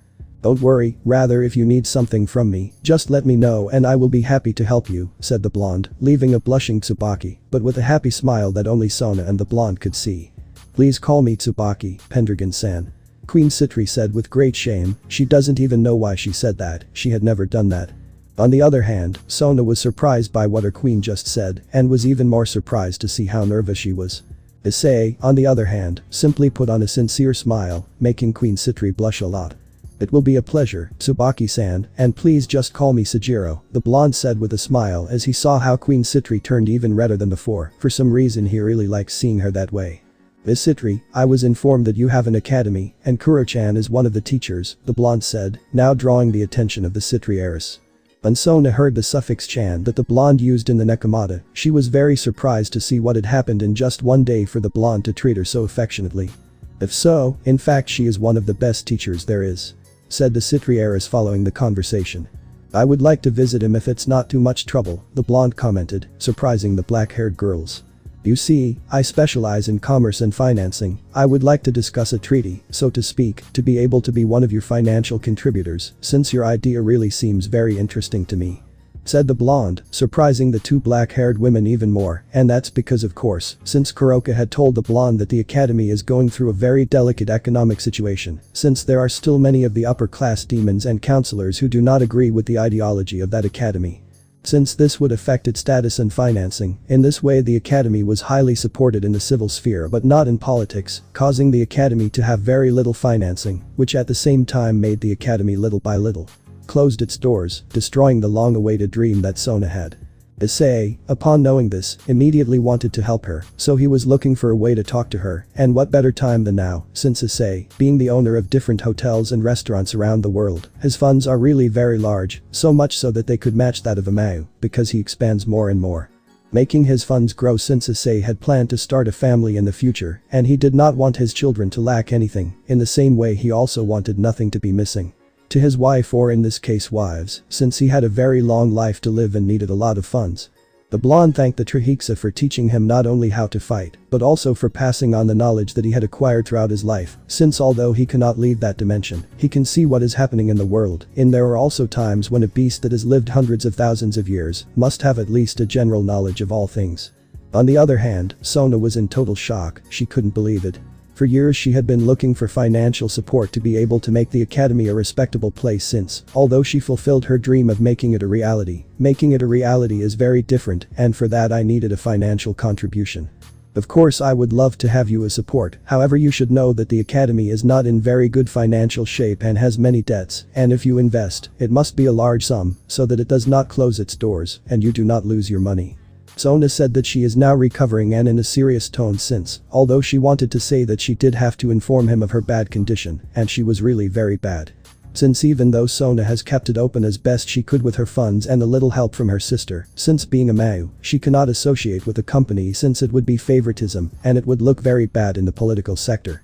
Sona really no longer knew that making her dream was falling apart and she couldn't do anything. After that, the problems she had with Saji didn't make her feel better. She really wanted Sajiro's help, but she knew that he had to contribute a large sum and he really didn't believe he had it, but he was pleasantly surprised when he heard the answer. Don't worry, I will provide everything that is necessary, just tell me what you need or how much you need, and I will give it to you, the blonde said calmly, leaving Sona and Tsubaki in total shock. They did not believe that this was happening to him. He is really going to support his academy. I'll go visit her in a few days and talk more appropriately about the subject and the deals, the blonde said calmly, getting up from the table with the other girls, since they had already finished eating and paid the bill while they were talking and were already leaving. Withdraw.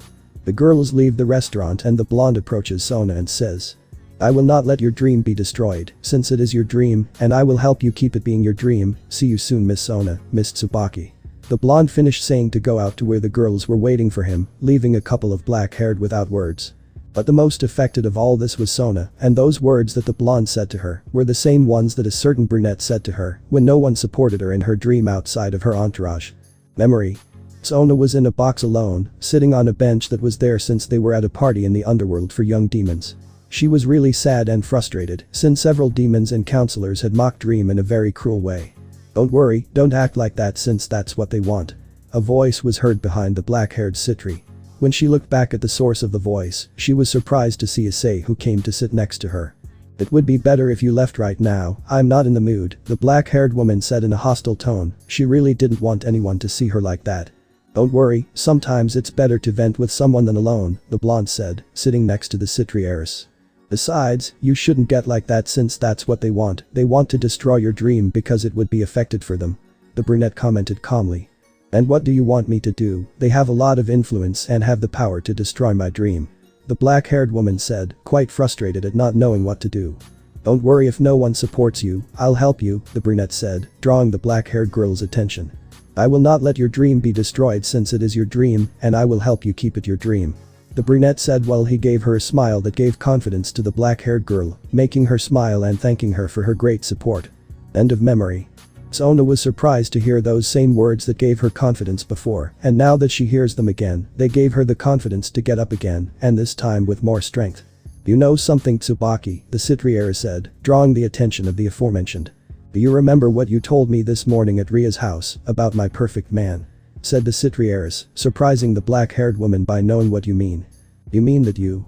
Queen Citri said, leaving the sentence halfway. Yes, I think Pendragon is a rather interesting person. Era Citri said with a big smile. It's been a few days since Yusaka and Kuroka came to live in my house. I really enjoy their company. Well really, who wouldn't enjoy being with two beautiful women? My relationship with my dear wife Fei-chan is going wonderfully, and sometimes I can't believe that she is really my wife. She makes me feel like the luckiest man in the world. 15. With office everything is going slowly, but well, we have already gone out a couple of times and I really enjoy being with her so much that I really want her to be my girlfriend, so I arranged some things to tell her to be my girlfriend tonight on our date. I hope may everything turn out well for me. Human world. Hyodo Island. Issei was not there that day as he was investigating the whereabouts of a certain Hindu god and had to do a general review of how his businesses are running.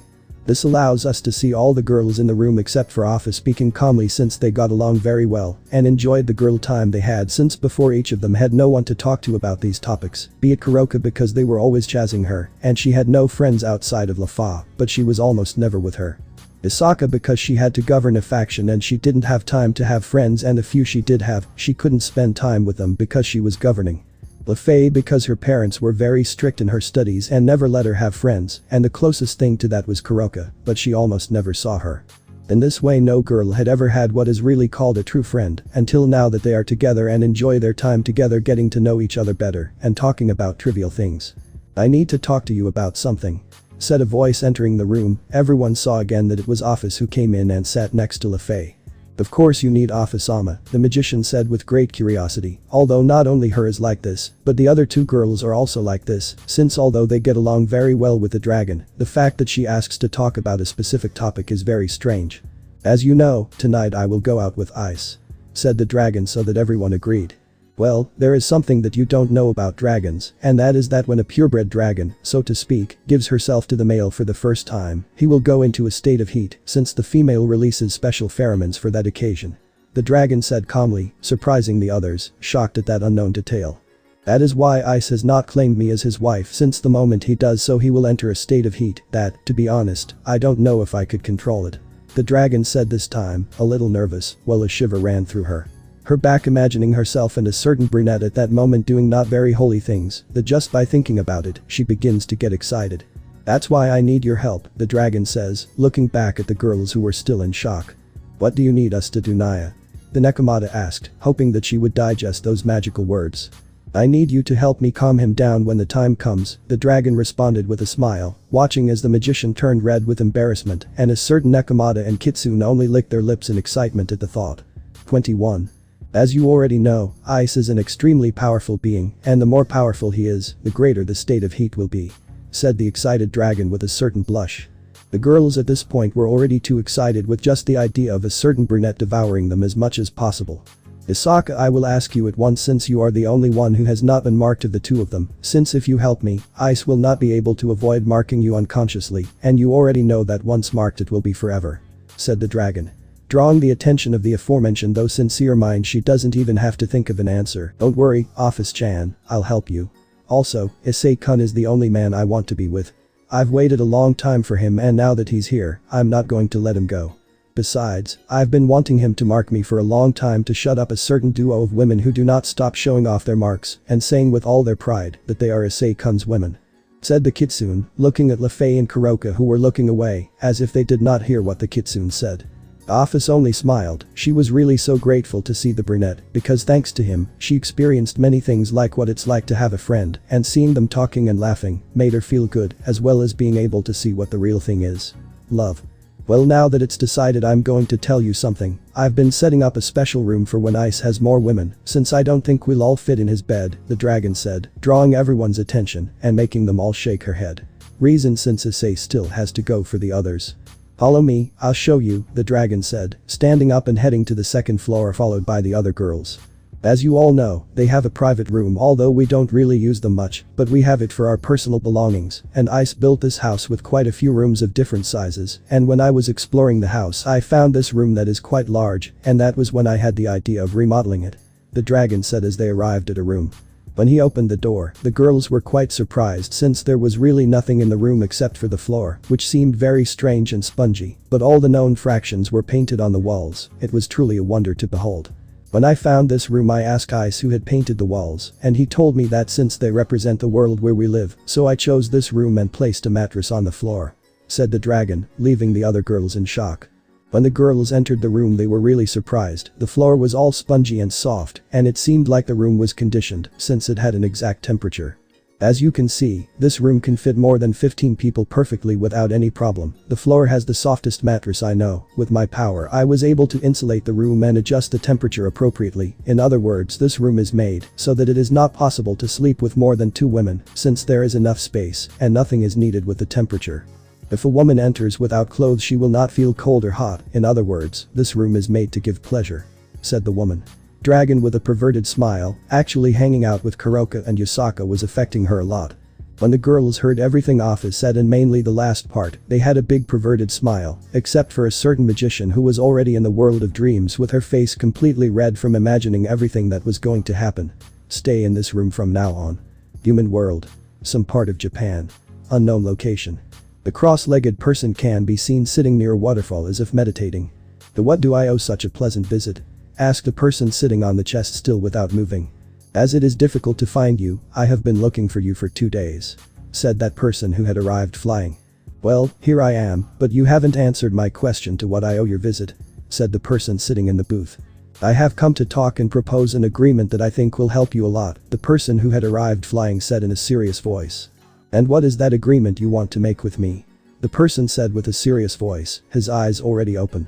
"An enemy has acquired a very dangerous power and I need all the help possible," the person who arrived said very seriously. "What does this enemy have to do with me? You know that I am not going to get involved in world affairs, so I am not interested in what you have to say," said the person who was in the room about to leave very seriously. "Even if that enemy is Indra," said with a serious voice the person who arrived flying, stopping the person who was about to leave. "Before we continue talking about the topic, tell me something, how are you still alive, Sekiruyute?" said the person at the waterfall with a serious voice looking at the now identified Issei. In summary, the Trihexa was being controlled by a device that the idiot Rizavum implanted in it. "When I freed it, it trained me and did not kill me for being a dragon, then with the help of Office-chan, they opened a portal to this world, and here I am." "Shiva," said the brown man calmly, surprising the now identified Shiva. Now the important thing, when Razavum wanted to separate the mind from the body of the Trihexa, he received help since the process required someone who had very great power, said the brunette, seeing how Shiva was paying a lot of attention to him. That person who helped Razavum was the god of Hinduism Indra, but the problem was that when he helped him, he stole a part of the power of the Trihexa to merge with him and thus become a supreme being, said the brown man very seriously, leaving the god of Shiva destruction in silence. You should already have noticed that Indra is not on her land and that lately in the supernatural world she is moving a lot. Indra is starting to move and we have to start moving too if we want to have it, said Issei, asking for help to the god of destruction Shiva. Shiva was only silent, analyzing everything. If this was really the case, this was going to get much more complicated. "Well, I will help you since the situation warrants it. Tell me what you have planned," Shiva asked the brunette. "Unfortunately, Indra's whereabouts are unknown to me. To stop him, I have been looking for him, but I have not been successful, so I plan to reduce his strength little by little, so that he does not become suspicious, so that when he shows up he does not have so much power. The problem is, he is not alone," said Issei, drawing Shiva's attention. "You mean, someone is helping him?" Shiva said with contempt, because if that were the case things were going to get very bad. "Yes, but not at will. I still don't know how he did it, but he has controlled the gods Brahma and Vishnu. Since when I went to investigate it, I found out that they had changed and had sworn eternal loyalty to Indra," said the brown man, which surprised Shiva since they would never do such acts, much less betray him. "When the time comes, I want you to be in charge of freeing them while I stop Indra," the brunette said seriously, while Shiva raised an eyebrow. "Do you really think you can stop a god?" Shiva said with great doubt. Issei just let out a small laugh as he increased his aura and power to a really high level, leaving the god of destruction surprised, since that power can give him a good fight. "That is part of the power that I possess now. I don't know if I could defeat Indra if he uses the power that he stole from the Trihexa, but at least I will leave him very weak so that you can finish the job once I have freed the other 2 gods that he controlled," said the brunette with a smile, while Shiva returned the same smile. "Well, I will start moving with my followers. I will also investigate to see if I discover something, and I will communicate it to you in the same way. If you know anything, inform me too," Shiva said to the brunette, who only nodded. Then Shiva disappeared. "Ugh, I thought I would have to fight him," said the brunette, already leaving the tension behind. "What did it matter if you fought? If you used all your power you could defeat him," Drake said calmly to his host. "The problem is that by doing so I would have to explain everything, and I really don't want to. It's too soon, and there wouldn't be anything left of this beautiful place," brown-haired man said to his friend. At that, Issei creates a circle and also disappears from the place. Human world. Hyodo Island. Night. We can see a brunette in the living room waiting for one of his partners who were going out to dinner, and the brunette decided that tonight he would confess, hoping that everything goes as he had planned. The brunette was dressed in black shoes, black dress pants and a 3/4 wine-colored shirt. He really looked extremely handsome to the eyes of any woman who saw him, and more than a certain trio of girls who were with him, who they couldn't stop drooling over him because of how handsome and sexy he looked. At that moment, a beautiful woman was coming down the stairs. She was wearing shoes with not very high heels, a long plain dress that clung to her body that showed off her beautiful figure perfectly. At the top she showed off her sexy shoulders, as she had her hair tied in a beautiful bun, making her look really beautiful. When the brunette saw her, he was lost in her unique beauty. He really had to say that Office was a beautiful woman. "How do I look?" asked the dragon with her red cheeks since the brown man couldn't stop looking at her. When the brunette heard her, he returned to him again and simply with a smile that made Office herself turn redder than before, and it didn't help that the brunette looked really very handsome and sexy. "You look amazing," said the brunette with a tone full of love and affection that made the girls' hearts begin to beat, but even more so the dragons. Since Issei always spoke to them that way, with all the affection and love that he could give them, making it so that every time they hear him speak that way, their hearts begin to race when they remember that all that love and affection belongs to them and them. No one can take them away from you. Once everyone calmed down a little, the girls said goodbye to the couple who left in a magic circle, and they began to prepare for the night, because if Office manages to get the brunette to mark her, tonight will become the best night. For the moment for all of them. Human world. France.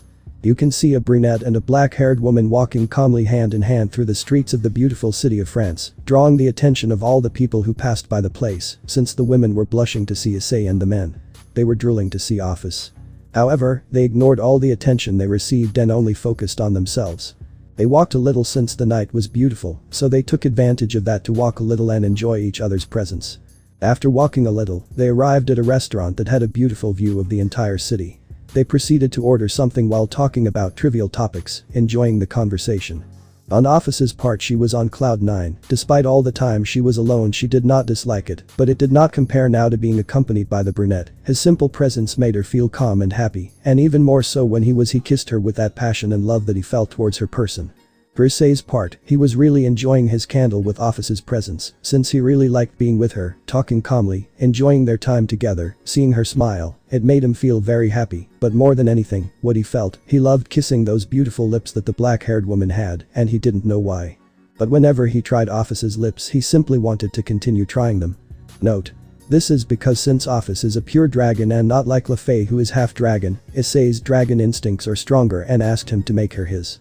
After a beautiful evening from both of them, they left the restaurant and headed to a viewpoint to appreciate the beautiful night a little more. When they arrived, Issei hugs Office from behind, and she reciprocates the hug, and they stay like that enjoying each other's closeness. At that point, the brunette thinks that it is the best time to continue with his plan, so he stands in front of the dragon and tells her. "Office, the brown-haired man was trying to say, but he was very nervous and had a certain fear, but when he saw that the dragoness had a certain hope and longing in her eyes, he gathered courage and made up his mind. Infinite Dragon God Office. I want to say that you are an important part of my life. You have been there during difficult times. You have helped me return from the dimensional gap when I should have died. You helped me return from that dimension in which I was trapped. But the most important thing is that in all the time I was trapped you never stopped believing in me, and you continued waiting for me no matter how much time passed. You continued loving me no matter what they said about me," said Issei to bring the dragon he had closer. A lump in the throat. Issei lovingly caressed the dragon's cheek while she held the hand that caressed him with so much love that a tear ran down her cheek as she felt the intimate contact, demonstrating how special and how close she was to him. "In all this time that you have been by my side you have managed to enter the depths of my heart and you have made me love you with all my being. And now here, in this moment I want to tell you that. I love you Office, I love you so much that I wouldn't want to lose you, I love you so much that I always want to have you by my side, and, above all, I love you, and I want you by my side for all eternity," said Issei, taking out all the feelings he had saved all this time. Office couldn't take it anymore. She was crying because she felt all the affection and love she expressed in every word that Issei desired. She was crying with happiness. Then Issei knelt down while looking at Office and said, showing her a beautiful wedding ring. "Office, you give me the great honor of being my wife," said the brown-haired man with a big smile. Office was shocked by so many years of silence, of loneliness, so much time alone. She had not even been interested in starting a family, if sometimes nothing else crossed her mind than having a baby, but all that changed when she met the person who was at the side. In front of her, that person who changed her, who taught her what love is, and who gave her the first time to have the dream of having a family by her side, and with those thoughts she made a decision. Issei, I was always alone, I was always silent, people have always deceived me and used me for their benefit, I never had anyone who cared about me without thinking about their own interests, until you asked me to be your friend," said the dragon with a great quality smile, while tears continued to roll down her cheeks. "After returning to the dimensional gap I began to live with you, you always made an effort to make me comfortable and happy, for the first time I experienced what the feelings were, and then the Trihexa thing happened, and that was how for the first time I felt fear that something bad happened to you, afraid that you would leave me, afraid of not seeing you again. I didn't want something bad, but it happened, for 10 years I couldn't see or feel you, for 10 years I felt alone again, they were the 10 longest years I have ever lived, and I don't want to live even one more day, if it's not with you Issei, because I love you," said the dragon, letting out everything that you have had waxed in the depths of your heart. I accept to be your wife, I accept to be with you for all eternity." The dragon finished saying that she couldn't stop crying when she saw how the brunette put the ring on her finger. "I love you," was what the brunette said before kissing her with all his love. "I love you too," was what the dragon said when they separated to breathe and continued their kiss. From one moment to the next, Office begins to kiss him more and more passionately, making the brunette more and more excited. The kiss reached a point where it was no longer a passionate kiss, but a kiss loaded with love and lust, which made both of them become more and more excited. Issei began to kiss Office's neck little by little, making her let out small moans of pleasure. At a moment when Office recovers what little consciousness she has left and teleports to the house with Issei, she specifies the special room because she knew that this was going to make for a long night, a very long and pleasant night. Human world. Hyodo Island. You can see a couple arriving in a magic circle, they immediately go into the special room leaving their shoes outside. In the room where the entire floor is a mattress we can see a certain couple kissing with great passion. Issei goes down little by little until he reaches Office's neck and begins to kiss him and bite him lightly, while his hands run over her entire body, making Office unable to bear it any longer and letting out small moans. "Ah, Issei, yes. If you touch me like that, you will drive me crazy, the dragon said between small moans. Issei, despite listening, simply ignored her since he wanted to appreciate and feel every part of the dragon's beautiful body, so little by little he took off her dress, leaving her simply in dark purple underwear with gold lace. Seeing this, the brunette stayed appreciating her for a few moments, admiring that beautiful figure, and in an unconscious movement, the brunette licked his lips. Office, upon seeing him, simply let out a small laugh when she saw how excited her partner was, she really liked to see everything it provoked in him. "You want all this eyes," the dragon said as she ran her hands all over her body, while Issei followed her hands with his gaze, as if he were hypnotized. "If you want everything you see, then come for it my love since all this is yours," the dragon said again seductively, making the brunette can't take it anymore and starts kissing Office's entire body, causing her to get excited. While she let out small moans as she felt how the brunette kissed and nibbled on her body, she really loved that sensation. Issei removes the garment that covered her breasts to begin kissing and sucking them, making Office moan with pleasure. They stayed like that for a few minutes. Issei moved on to the breast every moment and bit the nipples, making Office moan with pleasure at the sensation. After their love-making time, Office fell asleep almost fainting from the pleasure. She almost couldn't feel her legs anymore, but it didn't end as she felt how they turned her face up, and then she felt how something was introduced again into her, causing her to let out a moan of pleasure. Office looked down and saw that her lover entered again and saw how he began to move, making her moan faster and faster. She was thinking what would happen to her tomorrow, but when she felt her lovers hitting her, making her scream with pleasure, she sent all that thought to the devil and dedicated herself to enjoying this night with her lover. In this way they spent a few hours doing it non-stop until Office couldn't take it anymore and fainted, of course, with a smile on her beautiful face, since she had come 5 times and the brunette 3 times. But there was a problem, and that was that he was still very excited, and he showed it because his was still hard. "Shit, what do I do now? I don't want to bother Office, since I see that she can't do more," said the brunette, who was sitting, cursing under his breath, but as if some deity or divine being heard him, he could feel something soft in his back while hands hugged him by the neck, then he felt something soft on each side of his arms, and finally he felt like 2 hands were massaging his erect. Issei, turning around a little, realizes that the one who hugged him was his dear wife Lefei, and the one who was massaging his member was Kuroka and Yusaka, who couldn't stop licking their lips when they saw the brunettes, and also saw how he left Office in that state of unconscious pleasure. "It seems that you have a problem, Naya," said the Nekomata sensually. "I think we can help you with this little problem," the kitsune said. Hearing, Issei begins to get even more excited than he already was, since his beloved girlfriend and wife were pleasuring him with their hands while they were naked. And that's where a thought crossed his head. I don't think I'll sleep tonight. He thought when he saw his girls who were all excited, and just by seeing their gaze, they wanted to end up like Office, so Issei didn't waste any time and started. Time skip. After slowly removing member from his wife's, he sat down to look around and enjoyed the view as Office's naked body, who was docile or so he thought, rested a little away from them, allowing him to appreciate her beautiful body and charming face. Isaka, who was closer to them, just by looking at her, was deeply asleep, probably due to exhaustion. Issei could appreciate how beautiful her face is with her kitsune ears and her sexy body, revealing a unique beauty with her kitsune tail. In addition, he could see a certain mark on her right breast. Hiroka was not left behind, since her cat ears and tails made her look beautiful and charming, and her shapely and sexy body left more than one with their mouths open appreciating her beauty. Lefei was not far behind, since with her beautiful face, they made her look like an angel, and even more so when she was asleep to highlight her beauty, and her body that was no less than any of the previous ones, since she had an enviable body for the girls.